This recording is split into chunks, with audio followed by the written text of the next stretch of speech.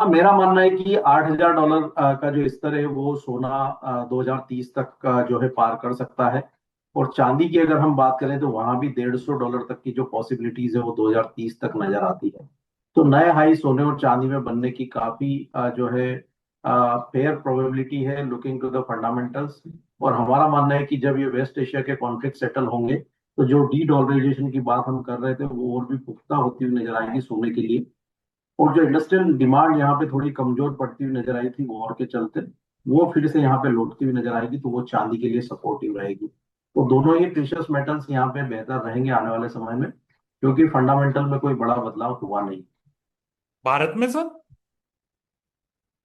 भारत में अगर हम बात करें अभी $5,000 में हम देख रहे हैं कि यहाँ पे 1.5 लाख का भाव है। तो उस हिसाब से अगर हम यहाँ से 60% का अगर जंप माने तो लगभग 2,40,000 2,50,000 तक के जो स्तर है वो सोना पहुंच सकता है। और अभी हम $80 पे हैं चांदी में।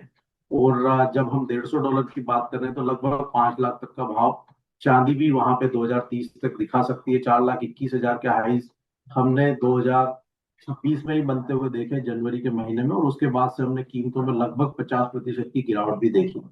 नॉर्मली 40% का जो करेक्शन है वो किसी भी कमोडिटी में हेल्दी करेक्शन होता है। और बुल मार्केट में 40% का करेक्शन होना उसके अगली तेजी के लिए एक साफ संकेत होता है।